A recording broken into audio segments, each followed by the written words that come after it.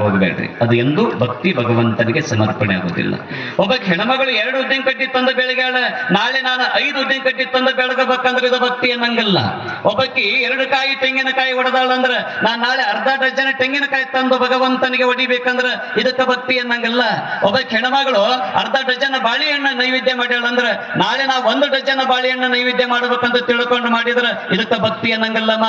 ಇದು ತೋರಿಕೆಯ ಭಕ್ತಿ ಅನ್ನಿಸ್ಕೊಳ್ಳುತ್ತದ. ಇದು ಯಾವ ಭಕ್ತಿ ಅನ್ನಿಸ್ಕೊಳ್ತದ್ರಿ? ತೋರಿಕೆಯ ಭಕ್ತಿ ಅನ್ನಿಸ್ಕೊಳ್ತದ. ಯಾರೋ ಒಬ್ಬ ಮಠಕ್ಕೆ ಒಂದು ಪ್ಯಾನ್ ಕೊಟ್ಟಿದ್ನಂತೆ, ಮಠಕ್ಕೆ ಪ್ಯಾನ್ ಕೊಟ್ಟಿದ್ನಂತೆ. ಪ್ಯಾನಿನ ತುಂಬ ಅವ್ರ ಮನೆತವನ ಹೆಸರ ಇದ್ದರು. ಹಚ್ಚಬೇಡ್ರಿ, ನಾನು ಬಂದ್ ಮಾಡ್ರಿ. ನಾವು ಏನ್ ಮಾಡವ್ರಿ? ಮಠದಾಗ ಪ್ಯಾನ್ ತಂದು ಕೊಟ್ಟಾನ, ಹಚ್ಚಿದ್ರ ಬಂದ್ ಮಾಡ್ರಿ. ನಾವು ಹಚ್ಚಕ್ ಹೋಗ್ಬೇಡ್ರಿ, ಗುರುಗಳು ಹೇಳ್ಯಾರ, ಗುರುಗಳು ಹೇಳಿದ್ರ ಹಚ್ಚಬೇಡ್ರಿ. ಅಲ್ಲ ಕೊಟ್ಟಿರೋದು ಎದಕ್ರಿ ಪ್ಯಾನ? ಮಠದಾಗ ಹಚ್ಚಾಕ ಕೊಟ್ಟಾನ, ಅದ್ರ ಪ್ಯಾನ್ ಹಚ್ಚಬೇಡ್ರಿ. ಗುರುಗಳು ಒಂದು ತಂದಿಟ್ಟಾರ ಪ್ಯಾನ, ಹಚ್ಚಬೇಡ್ರಿ ಅಂತ. ಯಾರೀ ಕೊಡಿಸ್ತಾವ, ಹಚ್ಚಕ್ ಹೋಗ್ಬೇಡ್ರಿ ಅಂತಾನ. ಅಲ್ಲೋ ಮತ್ ಕೊಟ್ಟಿಯೋ ಇದನ್ನ ಹಚ್ಚಾಕಾಗಿ ಗುರುಗಳ ಮಟ್ಟಕ್ಕ ಹಚ್ಚಬೇಡ ಅಂತಿಲ್ಲ. ಹಚ್ಚಬೇಡ ಯಾಕ? ರೆಕ್ಕಿ ತುಂಬ ನಮ್ಮ ಮನೆಯವ್ರ ಹೆಸರು ಅದಾವ. ಆ ರೆಕ್ಕಿ ತಿರ್ಗಾಕತ್ತಿದ್ರ ಒಬ್ಬರದು ಗುರುಗಳಿಗೆ ಕಾಣಂಗಿಲ್ಲ ಹೆಸರು. ಅದು ಪ್ಯಾನ ತಿರ್ಗಾಕತ್ತಿದ್ರ ಒಬ್ಬರ ಹೆಸರು ಅದು ಗುರುಗಳಿಗೆ ಕಾಣಂಗಿಲ್ಲ. ಕೊಟ್ಟಿದ್ದಂಗೆ ಗೊತ್ತಾಗ್ಬೇಕು, ಅದಕ್ಕೆ ಹಚ್ಚಬೇಡ್ರಿ. ಯವ್ವ, ಆ ಪ್ಯಾನಿನ ಬಣ್ಣ ಯಾವ್ದೈತೆ ಅನ್ನೋದು ಗೊತ್ತಾಗಂಗಿಲ್ಲ, ಅದು ಯಾವ ಕಲರ್ ಐತೆ ಅನ್ನೋದು ಗೊತ್ತಾಗಂಗಿಲ್ಲ. ಮನಿ ಮಂದಿ ಎಲ್ಲ ಹೆಸರು ಇರ್ತೈತಲ್ಲ, ಇದಕ್ಕ ದಾನ ಅನ್ನಂಗಲ್ಲ, ಇದಕ್ಕ ಭಕ್ತಿ ಅನ್ನಂಗಿಲ್ಲ. ಬಲಗೈಯಾಗ ಮಾಡಿರುವ ಭಕ್ತಿ ಎಡಗೈಯಾಗ ಗೊತ್ತಾಗಿರಬಾರ್ದಂತೆ, ಎಡಗೈಯಾಗ ಮಾಡಿರ್ತಕ್ಕಂಥ ಭಕ್ತಿ ಬಲಗೈ ಗೊತ್ತಾಗಬಾರ್ದಾಗಿತ್ತಂತೆ. ಅದು ನಿಜವಾಗಲ ಬಸವೇಶ್ವರನಿಗೆ ಸಮರ್ಪಣೆ ಆಗ್ತದ ನಮ್ಮ ಭಕ್ತಿ.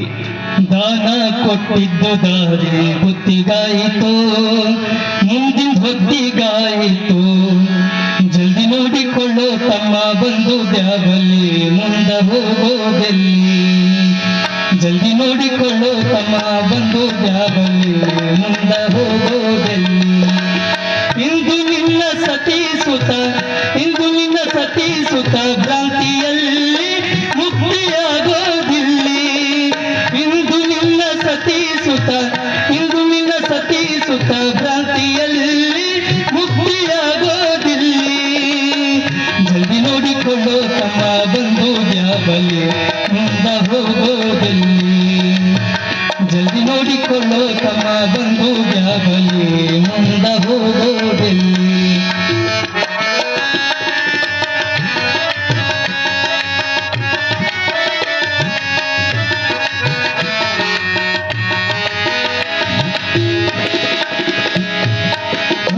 ಎಷ್ಟೋ ಜನ್ಮ ತಿರುಗಿ ಬಂದಿಯಲ್ಲಿ ಅಲ್ಲಿಂದೇನೋ ತಂದಿ. ಹಿಂದಕ್ಕ ಎಷ್ಟೋ ಜನ್ಮ ತಿರುಗಿ, ಹಿಂದಕ್ಕ ಎಷ್ಟೋ ಜನ್ಮ ತಿರುಗಿ ಬಂದಿಯಲ್ಲಿ ಅಲ್ಲಿಂದೇನೋ ತಂದಿ. ನರ ಜನ್ಮದಲ್ಲಿ ಸುಖ ಪಟ್ಟಿನಂದಿ, ದಾನ ಕೊಟ್ಟಿನಂದಿ. ನರ ಜನ್ಮದಲ್ಲಿ ಸುಖ ಪಟ್ಟಿನಂದಿ, ದಾನ ಕೊಟ್ಟಿನಂದಿ. ಜಲ್ದಿ ನೋಡಿಕೊಳ್ಳೋ ತಮ್ಮ ಬಂದು ಬ್ಯಾಬಲಿ ಮುಂದ ಹೋಗೋದಲ್ಲಿ. ಜಲ್ದಿ ನೋಡಿಕೊಳ್ಳೋ ತಮ್ಮ ಬಂದು ಬ್ಯಾಬಲಿ ಮುಂದ ಹೋಗೋದಲ್ಲಿ.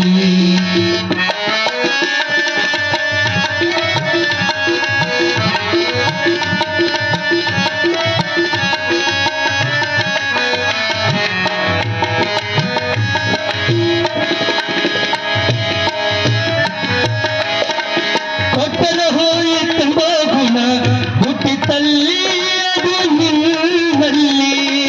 ಕೊಟ್ಟರ ಹೋಯಿತೆಂಬ ಗುಣ, ಕೊಟ್ಟರ ಹೋಯಿತೆಂಬ ಗುಣ ಹುಟ್ಟಿತಲ್ಲಿ ಅದು ನಿನ್ನಲ್ಲಿ.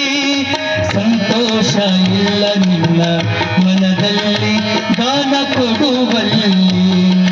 ಸಂತೋಷ ಇಲ್ಲ ನಿನ್ನ ಮನದಲ್ಲಿ ದಾನ ಕೊಡುವಲ್ಲಿ. ಜಲ್ದಿ ನೋಡಿಕೊಳ್ಳೋ ತಮ್ಮ ಬಂದು ಬ್ಯಾಬಲಿ ಮುಂದ ಹೋಗೋದಲ್ಲಿ.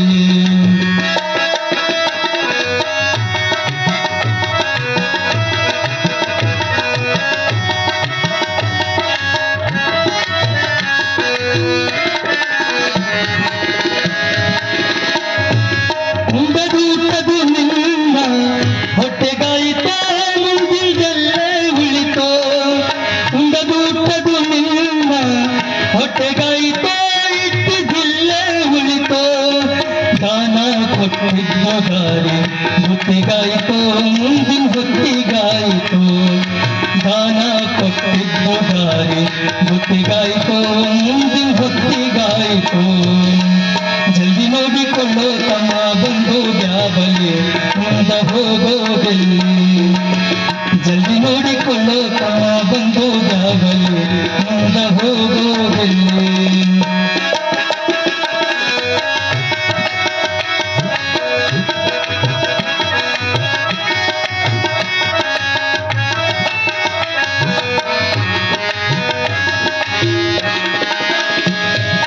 ಅಣ್ಣ ತಮ್ಮ ಬಿಗುರು ಬಿದ್ದರು ಯಾರಿಲ್ಲ ನಿನಗ್ಯಾರಿಲ್ಲ ಅಣ್ಣ ತಮ್ಮ ಬಿಗುರು ಬಿದ್ದರು ಅಣ್ಣ ತಮ್ಮ ಬಿಗುರು ಬಿದ್ದರು ಯಾರಿಲ್ಲ ನಿನಗ್ಯಾರಿಲ್ಲ ತಂದೆ ತಾಯಿ ಜಾಗ್ರೆ ಮಾಡಿ ಬಿಟ್ಟದಲ್ಲ ಮುಂದಿನ ಗೊತ್ತೇ ಇಲ್ಲ ತಂದೆ ತಾಯಿ ಜಾಗ್ರೆ ಮಾಡಿ ಬಿಟ್ಟದಲ್ಲ ಮುಂದಿನ ಗೊತ್ತೇ ಇಲ್ಲ ಜಲ್ದಿ ನೋಡಿಕೊಳ್ಳೋ ತಮ್ಮ ಬಂದು ಬ್ಯಾಬಲಿ ಮುಂದ ಹೋಗೋಬಲ್ಲಿ ಜಲ್ದಿ ನೋಡಿಕೊಳ್ಳೋ ತಮ್ಮ ಬಂದು ಬ್ಯಾಬಲಿ ಮುಂದ ಹೋಗೋಬಲ್ಲಿ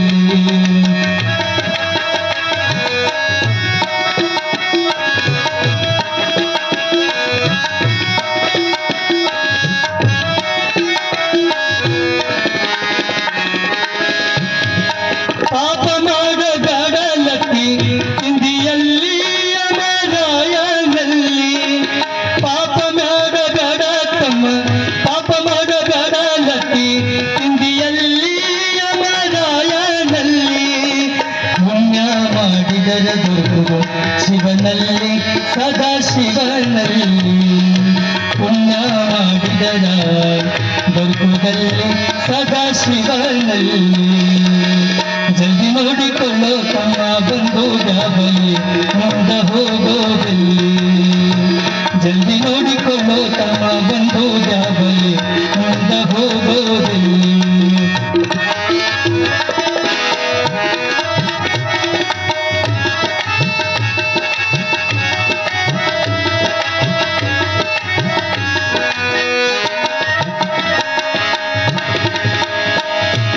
ಬೆಟ್ಟವಿದು ಸಂಸಾರ ತಿಳಿಯಲ್ಲಿ ನಿನ್ನ ದೃಢದಲ್ಲಿ ಬೆಟ್ಟವಿದು ಸಂಸಾರ ತಿಳಿಯಲ್ಲಿ ನಿನ್ನ ದೃಢದಲ್ಲಿ ಗುರುಮಾಕೃಷ್ಣ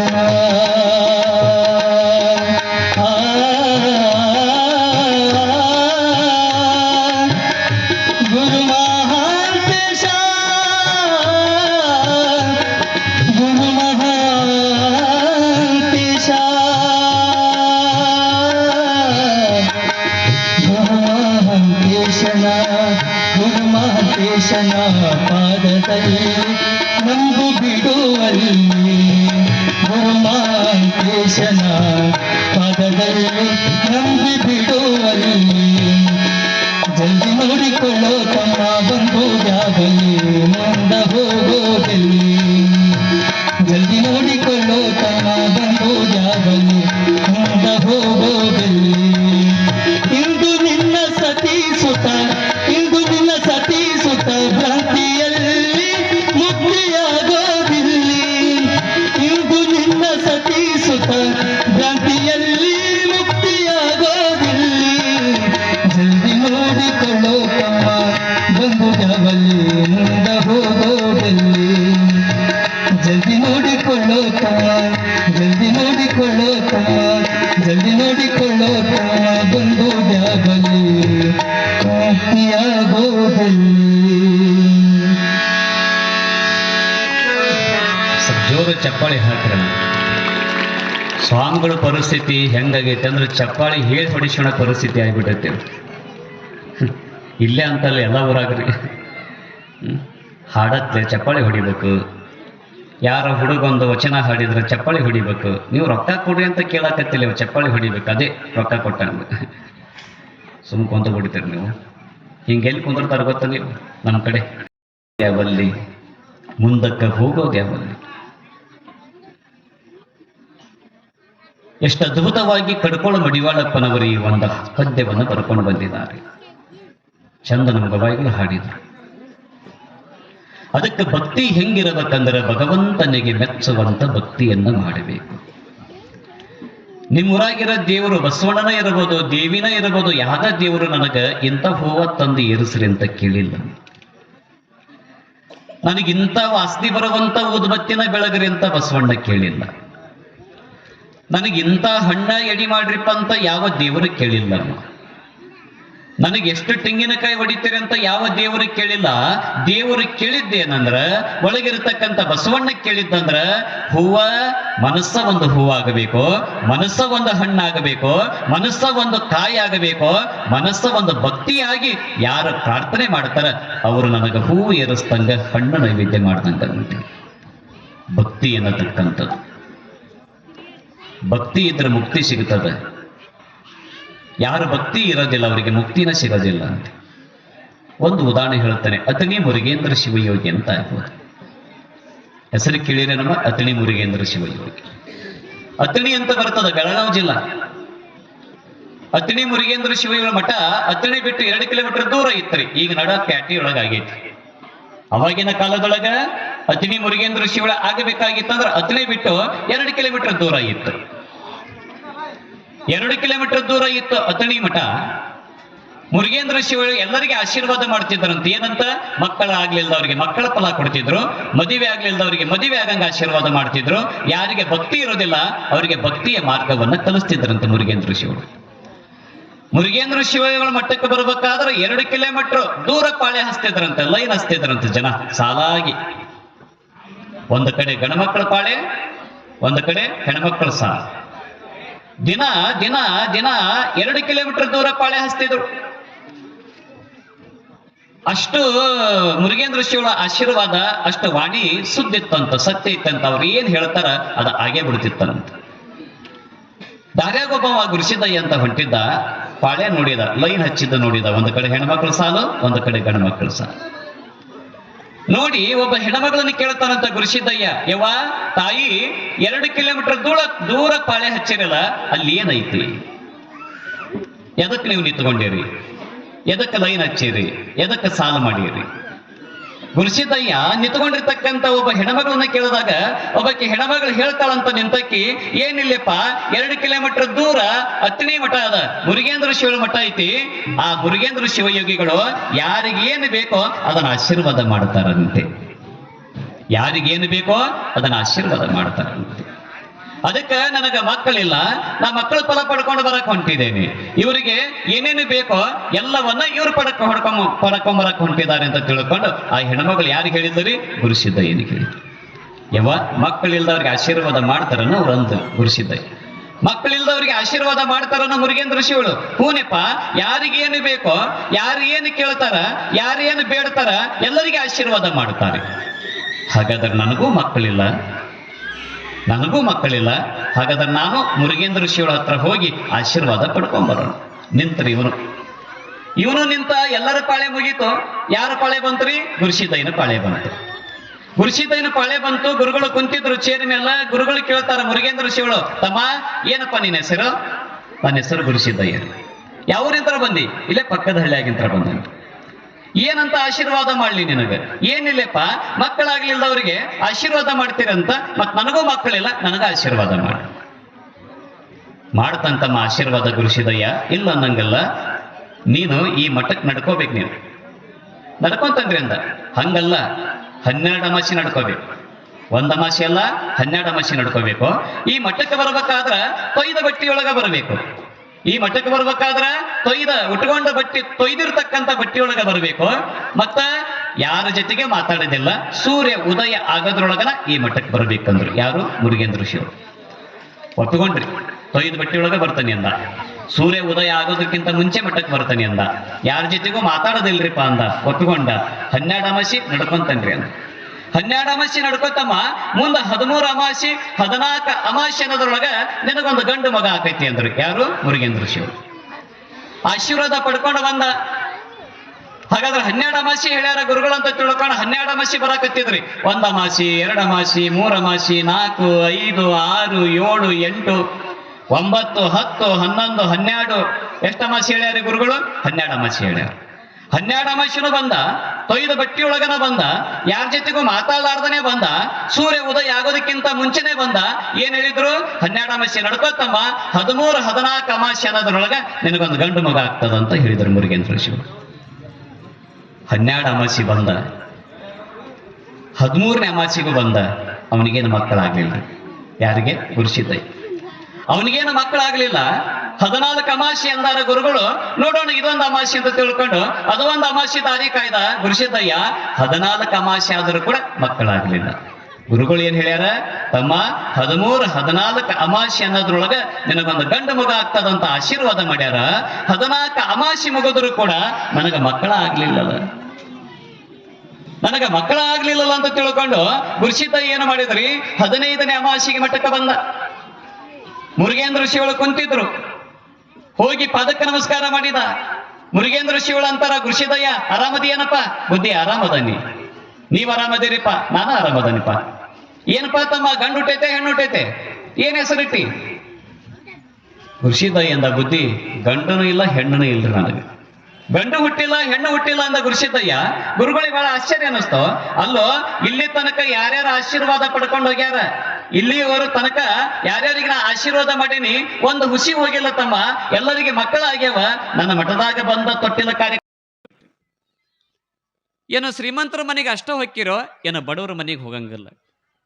ಅವಾಗ ಮಡಿವಾಳಪ್ಪ ಅಂತನಂತ ತಮ್ಮ ಯಾರು ಭಕ್ತಿಯಿಂದ ಕರೀತಾರ ಎಲ್ಲರ ಮನೆಗೆ ಹೊಕ್ಕನೆಪ್ಪ. ನಾ ಜಾತಿ ಭೇದ ಭಾವ ಇದನ್ನು ಮಾಡಿಲ್ಲ, ಜಾತಿ ಭೇದ ಭಾವ ನಾ ಮಾಡಿಲ್ಲ, ಭಗವಂತನ ಮಾಡಿಲ್ಲ ಅಂದ ಬಳಿಕ ನಾ ಯಾಕೆ ಮಾಡ್ಲಿಪ್ಪ ಜಾತಿ ಭೇದ ಭಾವ? ಇವತ್ತು ಶ್ರೀಮಂತರಿಗೂ ಭಗವಂತ ಒಂದ ಗಾಳಿ ಕೊಟ್ಟಾನ, ಬಡವರಿಗೂ ಭಗವಂತ ಒಂದ ಗಾಳಿ ಕೊಟ್ಟಾನ, ಮ್ಯಾಲ ಜಾತಿಯವರಿಗೂ ಭಗವಂತ ಒಂದ ಗಾಳಿ ಕೊಟ್ಟಾನ, ಕೀಳು ಜಾತಿಯವರಿಗೂ ಭಗವಂತ ಒಂದ ಗಾಳಿ ಕೊಟ್ಟಾನ.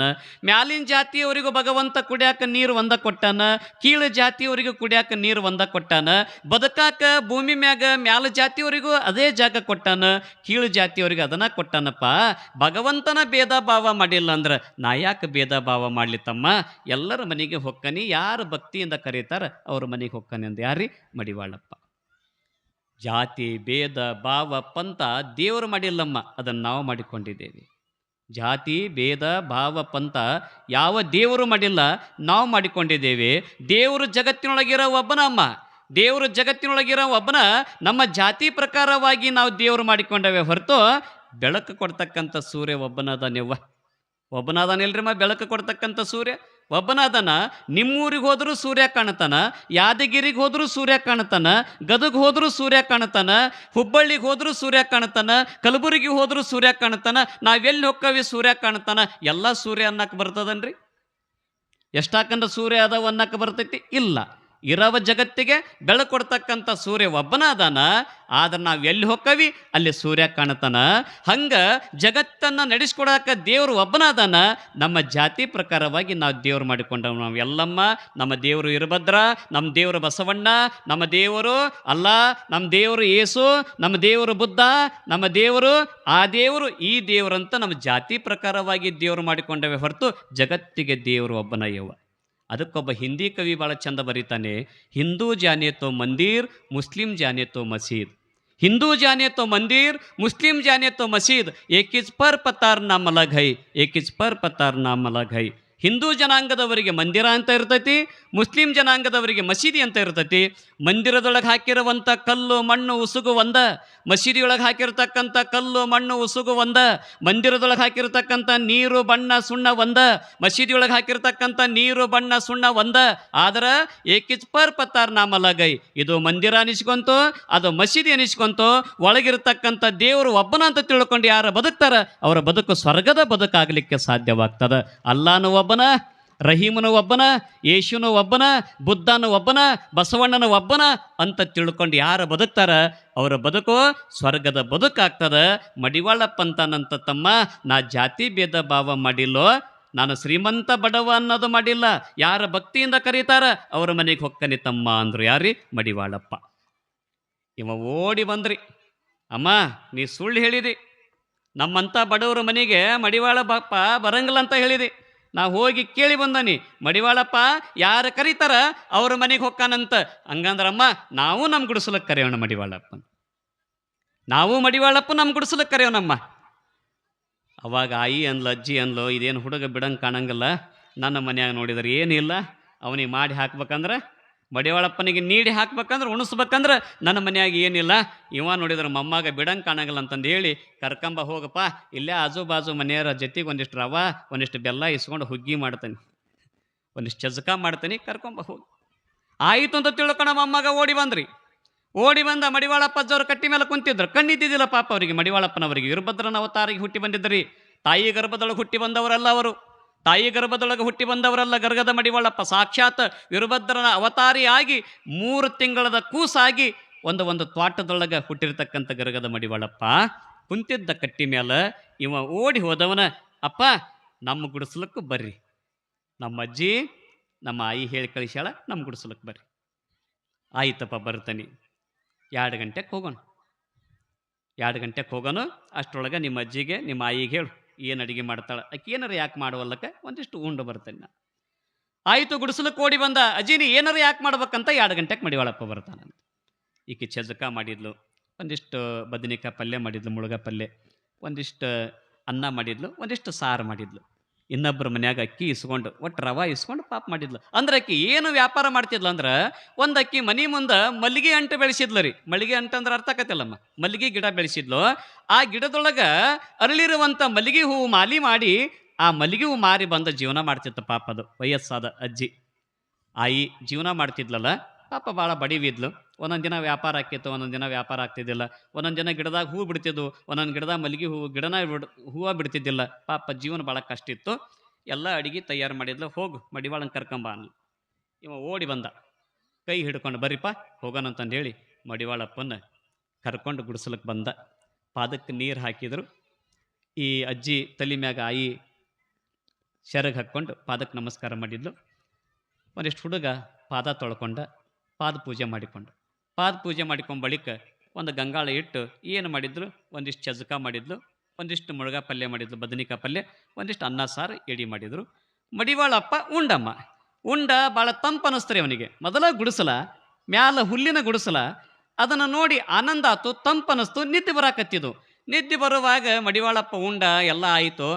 ಯವ್ವ ಮಠಕ್ಕೆ ಹೋಗಿ ಏನು ಮಾಡಲಿ, ಅಲ್ಲಿ ಜಳ ಜಳ ಅನ್ನಿಸ್ತೈತಿ, ನನಗೆ ಸೆಕಿ ಅನ್ನಿಸ್ತೈತಿ, ನಿನ್ನ ಗುಡಿಸಲ ಭಾಳ ತಂಪು ಅನ್ಸಾಕತ್ತೈತಿ, ತಣ್ಣಗೆ ಅನ್ಸಾಕತ್ತೈತಿ, ಒಂದಿಷ್ಟು ಇಲ್ಲೇ ನಿನ್ನ ಗುಡಿಸಲದೊಳಗೆ ಮಕ್ಕಂಡು 5 ಗಂಟೆಗೆ ಎದ್ದು ನಾನು ಮಠಕ್ಕೆ ಹೋಗ್ಕನ್ಯ. ಆಯ್ತಪ್ಪ, ಯಾರು ಬೇಡ ಅಂತಾರೆ, ಮೊಕ್ಕ ಅನ್ಲಕ್ಕೆ ವಯಸ್ಸಾದಕ್ಕೆ ಅಜ್ಜಿ. ಆಯಿ ಮೊಕ್ಕರಪ್ಪ. ಮೊಕ್ಕಂಡ ಮಡಿವಾಳಪ್ಪ. ಸಾಯಂಕಾಲ 5 ಗಂಟೆ ಆಯ್ತು, ಎದ್ದ, ಮುಖ ತೊಕೊಂಡ, ಹಣಿಗೆ ಬೂತಿ ಹಚ್ಕೊಂಡ. ಆ ಮಲ್ಲಿಗೆ ಗಿಡ ಎಲ್ಲಿ ಬೆಳೆಸಿದ್ಲರಿ, ಮನೆ ಮುಂದೆ ಹಚ್ಚಿದ್ಲಿವ. ಮನೆ ಮುಂದೆ ಹಚ್ಚಿದ್ಲಲ್ಲ ಪಾಪಿದು ಕಣ್ಣ ಕಾಣ್ತಿದ್ದಿಲ್ಲ ಯಾರಿಗೆ, ಮಡಿವಾಳಪ್ಪನಿಗೆ. ತಮ್ಮ ನನ್ನ ಕಳಿಸಿ ಬಾ ಅಂತ ತಿಳ್ಕೊಂಡು ಹುಡುಗನಿಗೆ ಹೇಳಿದಾಗ ಹುಡುಗ ಎಡಗೈ ಕೈ ಹಿಡ್ಕೊಂಡಾನ, ಬಲಗೈಗೆ ಏನೈತ್ರಿ ಒಂದಿಷ್ಟು ಆಸರಕ್ಕೆ ಮಲ್ಲಿಗೆ ಗಿಡ ಹಿಂಗೆ ಹಿಡ್ಕೊಂಡ, ಹಿಂಗೆ ಕಿತ್ತು ಬಿಡ್ತಾರೆ. ಅದು ಆಸರಕ್ಕೆ ಹಿಡಿದಿದ್ದ ಮಲ್ಲಿಗೆ ಗಿಡನ ಮಡಿವಾಳಪ್ಪ ಹಿಂಗೆ ಕಿತ್ಕೊಂಡು ಕೈಯಾಗನ ಬಂದುಬಿಡ್ತು. ಅದನ್ನು ಒಗೆದು ಬಿಟ್ಟವ ಯಾರು, ಮಡಿವಾಳಪ್ಪ. ಒಗದ ಮಡಿವಾಳಪ್ಪ ಮಠಕ್ಕೆ ಬಂದ. ಅದನ್ನು ಹೊರ ಬಂದು ಯಾರು ನೋಡಿದ್ರಿ, ವಯಸ್ಸಾದಕ್ಕೆ ಆಯಿ ನೋಡಿದ್ಲು. ನೋಡಿದ್ಲಿ ಯಾರು ಕಿತ್ತಿರುವುದು ಈ ಮಲ್ಲಿಗೆ ಗಿಡನ. ಈಗರ ಇತ್ತು ಮಲ್ಲಿಗೆ ಗಿಡ, ಒಂದು 10 ನಿಮಿಷದ ಹಿಂದೆ ಯಾರಿಗೆ ಕಿತ್ತು ಒಗದಾರ, ಇದನ್ನ ಒಣಗಿ ಬಿಟ್ಟೈತಲ್ಲಪ್ಪ, ಇದ್ರ ನನ್ನ ಜೀವನ. ಈ ಬೆಳೆದಿರ್ತಕ್ಕಂಥ ಅರಳಿರ್ತಕ್ಕಂಥ ಮಲ್ಲಿಗೆ ಹೂ ಮಾರಿ ಬಂದ್ರೆ ನನ್ನ ಜೀವನ ಹೊಟ್ಟೆ ತುಂಬ್ತಿತ್ತು, ಮತ್ತು ಇದ ಗಿಡ ಇಲ್ಲ ಅಂದ್ರೆ ಹೆಂಗೆ ನನ್ನ ಜೀವನ. ಯಾರು ಕಿತ್ತಿರ್ಬೋದು ಇದನ್ನು? ಯಾರೋ ಬೇಕು ನೋಡ್ದೆ ಕೇಳಿಲ್ಲ ಅಂತ ಮಡಿವಾಳಪ್ಪ ಕಿತ್ತೋಗ್ಯಾನ ನೋಡು. ಮಡಿವಾಳಪ್ಪ ಕಿತ್ತೋಗ್ಯಾನ ನೋಡು. ಈಕೆ ಸುಮ್ಮನೆ ಇರ್ಲಿಲ್ರಿ. ಮಡಿವಾಳಪ್ಪನ ಮಠಕ್ಕೆ ಬಂದು, ಏ ಕೂಡ್ಡ ಮಡಿವಾಳ, ಸುಮ್ಮನೆ ಉಂಡಿ ಮಕ್ಕೊಂಡಿ ಸುಮ್ಮನೆ ಮಠಕ್ಕೆ ಹೋಗ್ಬೇಕ ಬೇಡ, ಆ ಮಲ್ಲಿಗೆ ಗಿಡ ಅಂಟಿ ಕಿತ್ತೋಗಿಯಲ್ಲ, ಏನು ಮಾಡಿತ್ತದ ಮಲ್ಲಿಗೆ ಗಿಡ? ಬಾಯಿ ಬಂದಂಗೆ ಬೈಕೊಂತ ಬಂದ ಕೂಡ್ಡ. ಅದಕ್ಕೆ ಬ್ಯಾಡ ಅಂದು ಮನೆಗೆ ಕರ್ಕೊಂಬರೋದು, ಇದು ನಮ್ಮ ಹುಚ್ಚ, ಇದು ನನ್ನ ಮೊಮ್ಮಗ, ಬಿಡ್ಲಿಲ್ಲ ಕರ್ಕೊಂಬಂತು. ಅವ ಸುಮ್ಮನೆ ಇರಂಗಿಲ್ಲ, ಅವನ ಕೈ ಸುಮ್ಮನೆ ಇರಂಗಿಲ್ಲ, ಕಣ್ಣು ಕಾಣಂಗಿಲ್ಲ, ಬ್ಯಾಡ ಬ್ಯಾಡ ಅಂದೆ, ಆದ್ರೆ ಬಿಡ್ಲಿಲ್ಲ. ಬೈಕೊಂತ ಮಠಕ್ಕೆ ಬಂದ್ರಿ. ಏ ಮಡಿವಾಳ ಎಲ್ಲದಿ ನೋಡಿ ಹೆಂಗೆ ಕರ್ಯಾಕಂತಾಳೆ. ಏ ಮಡಿವಾಳ ಎಲ್ಲದಿ, ಏ ಕೂಡ್ಡ ಮಡಿವಾಳ ಎಲ್ಲದಿ. ಅಲ್ಲ ಮನೆ ಬಂದು ಸುಮ್ಮನೆ ಉಂಡಿ ಸುಮ್ಮನೆ ಮಕ್ಕೊಂಡಿ ಹೋಗ್ಬೇಕಲ್ಲ ಮಟ್ಟಕ್ಕೆ. ಆ ಮಲ್ಲಿಗೆ ಗಿಡ ಏನು ಮಾಡಿತ್ತು ನಿನಗೆ, ಅದನ್ನು ಕಿತ್ತೋಗಿಯಲ್ಲ.